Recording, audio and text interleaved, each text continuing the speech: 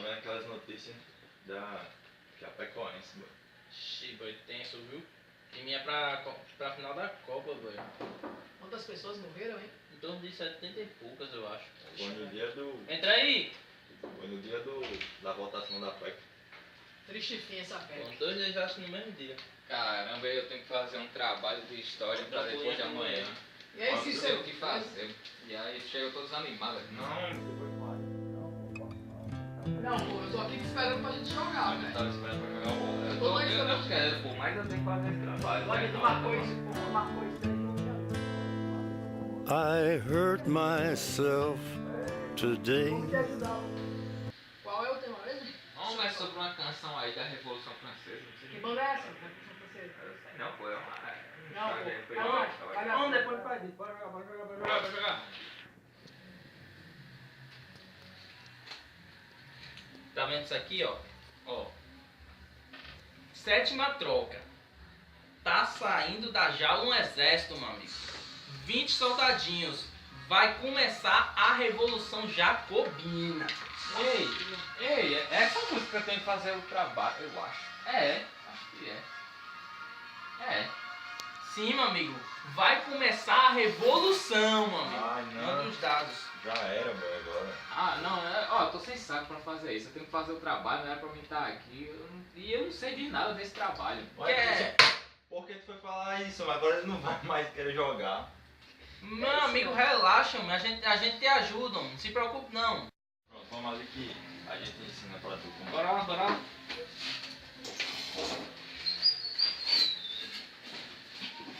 Você tá ligado que a França vivia sobre o antigo regime, né? Você tá ligado, né? Rapaz, eu acho que não, mas tem alguma coisa a ver com o regime absolutista, né? Sim, tem. Antigo regime é um termo cunhado pelos revolucionários para tratar de um sistema já ultrapassado. Isso, a noção de antigo regime nasce junto com a revolução que se pretendia ruptura com o passado terminado.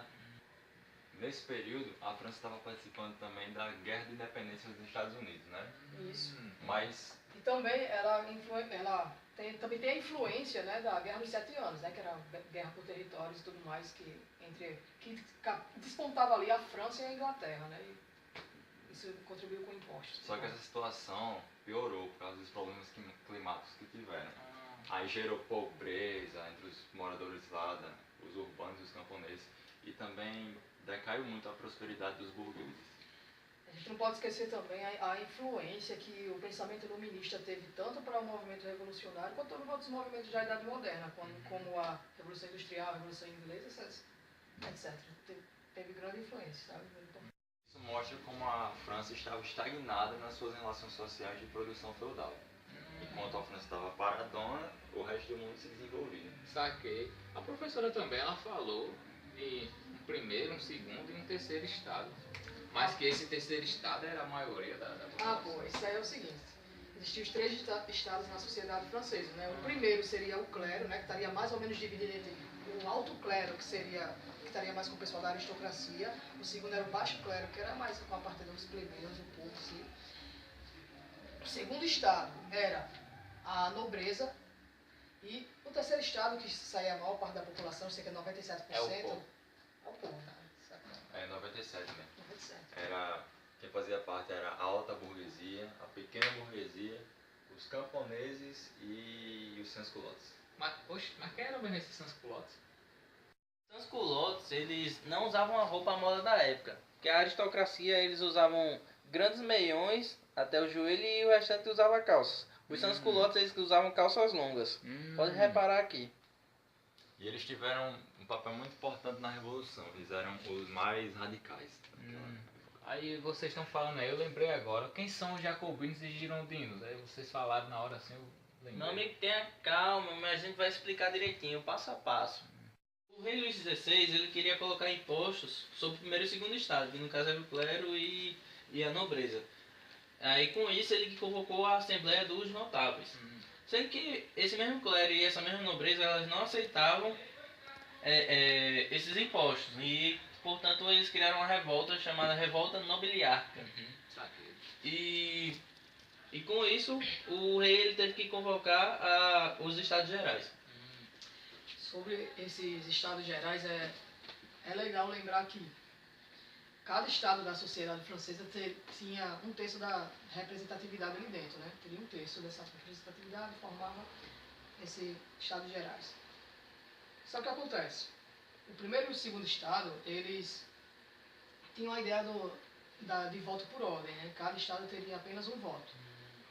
Já o terceiro estado, ele queria uma coisa mais aberta, queria que cada membro pudesse votar de acordo com suas ideias, de acordo com o que ele queria e tal, um voto por cabeça.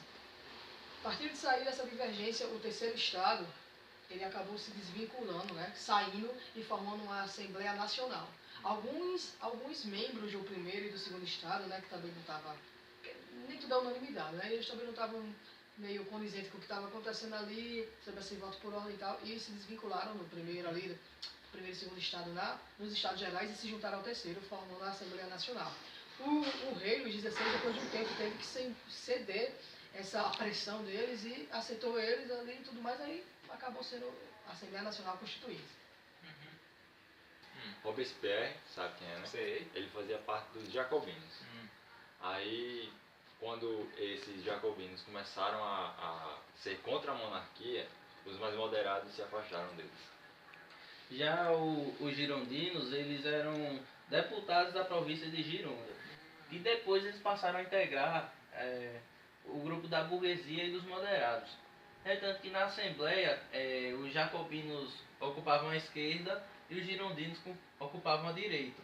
E até então é daí que surge o conceito de esquerda e direita, que entendemos hoje.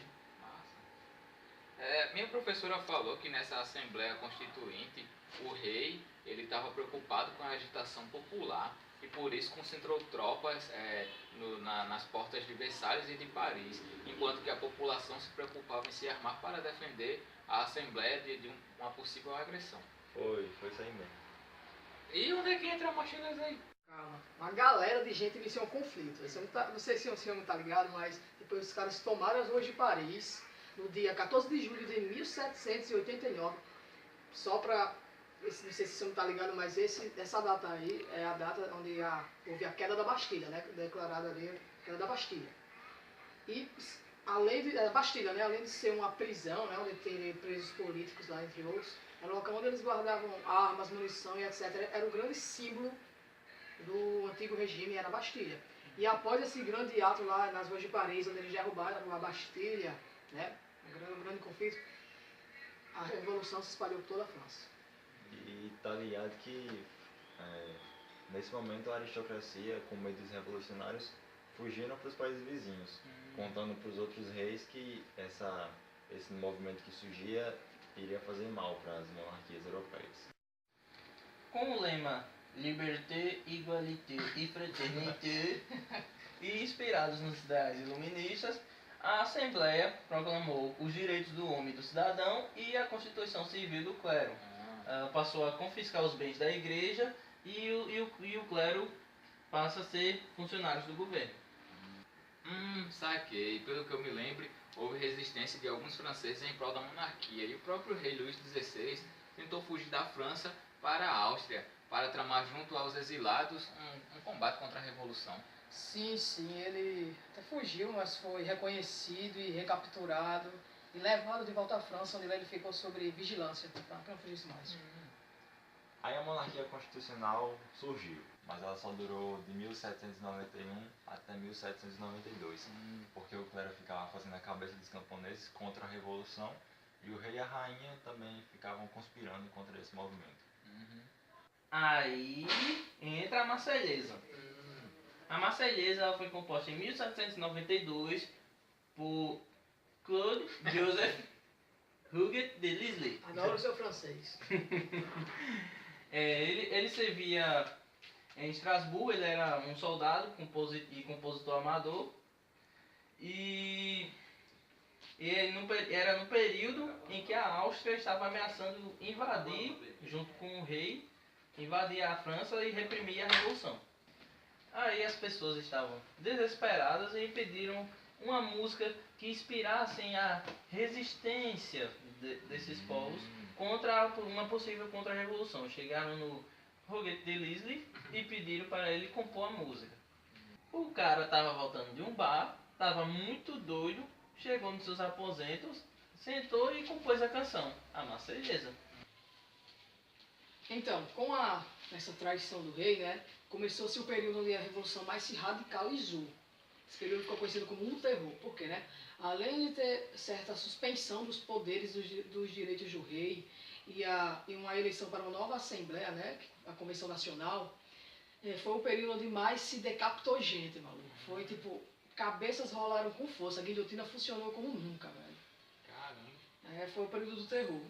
Essa convenção a convenção que eu falei agora veio a ser vitoriosa, né, teve sucesso a partir da vitória que os franceses estiveram em cima da Áustria, dos austríacos, né, da Áustria em si, e da Prússia, né? E esse ano ali ficou conhecido como ano 1, porque foi o ano que se fundou a República, no ano de 1792, e isso começou o período da República ali com o governo dos revolucionários. E apesar da Marselhesa ter sido bastante popular em Marselha, ela não foi composta em Marselha. Tanto que na data de 30 de julho de 1792, ocorreu uma marcha de Marselha até Paris. Nessa marcha, os soldados de Marselha entoavam a marcha cantando a Marselhesa. Por isso que a música ficou conhecida como a Marselhesa, porque os soldados que estavam marchando de lá, de Marselha para Paris, eles estavam entoando essa música. Então, em 1792, os radicais lá liderados por Robespierre, Danton e Marat, eles assumiram o poder, né? E além disso eles deveriam organizar as guardas nacionais. E a ordem era matar todo e qualquer opositor da revolução e do governo, sabe? Eles teriam que, manter a ordem, manter o governo revolucionário. E foi esse período aí que mais teve mortes, tanto os membros do povo quanto da nobreza, do clero, não importa. Se você era contra a revolução, você ia para decapitação. Caramba. Isso aí é o terror. É terror mesmo. Com Robespierre no comando, mortes e mais mortes ocorreram. Robespierre perseguiu os principais líderes, que até então eram aliados dele, como o Marat e o Danton. Eles mandaram seus principais opositores para a guilhotina e a Convenção Nacional ela estava a serviço dele e perseguiu seus principais opositores. Sim, e com a queda de Robespierre veio a tomada do poder dos girondinos, que fundaram o Diretório em 1795. Ele durou até 1799. Essa época foi marcada por um contexto de crise interna, desorganização econômica, inflação e corrupção. Isso levou os líderes burgueses a chamarem Napoleão, que era um general bastante importante na época. Aí você já sabe o que aconteceu. Meu irmão, que história maluca, que viagem, cara, mas tá sendo bastante esclarecedor. E não esqueça que a Marselhesa, ela não só foi bastante inspiradora para a Revolução Francesa, mas ela inspirou muitas outras revoltas pelo mundo. Inclusive, pegando por aqui no Brasil, inspirou a Inconfidência Mineira. E ela também já foi censurada por muitos líderes da França, como Napoleão e vários outros líderes que ocuparam a presidência da França. Isso aí até se tornar o hino nacional oficial da França. Saquei. Pode crer, velho. Eu lembrei agora, Copa do Mundo de 1998, velho. Aquele jogo foi emocionante, doido. Tipo, Brasil, França, jogando e tal, eles tocaram a Marselhesa lá. E se vocês pegaram agora para mais recentemente, vocês lembram dos atentados que teve lá na França? O público saiu do estádio, depois daquelas bombas, explosões daquelas bombas perto do estádio, o público saiu do estádio cantando a Marselhesa, velho, cantando o hino nacional. Foi louco. Inspirador, então. Sim. A música Marselhesa, ela virou símbolo contra todas as tiranias pelo mundo. Ela realmente bastante inspiradora. Sim, tudo muito bonito, muito legal, mas bora voltar pro ano, né? Bora!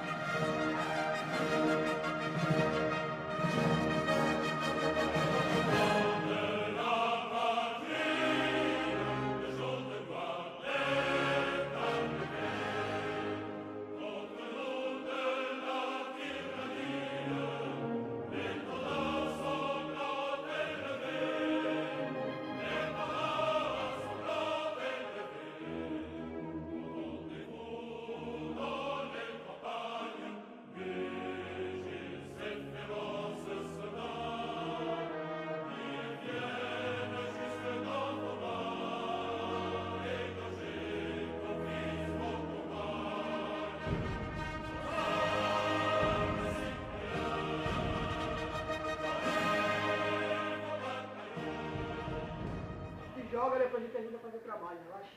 O tema. A gente ia falar, pô, isso é um invento do nada. Mas é porque nós vamos já apertar assim que ele chamar pra jogar o ovo, assim. Pois é, velho. Então, quando o rei traiu, né, a França, houve a traição do rei, eu esqueci toda a minha fala. Já. Que ignorância é essa, velho? Porque tanto exército aí. Por que você perguntou isso, meu amigo? Irmão, que história maluca, velho. Que viagem, mas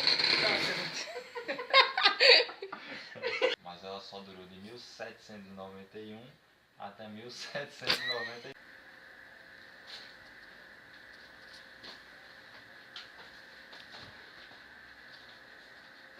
Animal, Corta.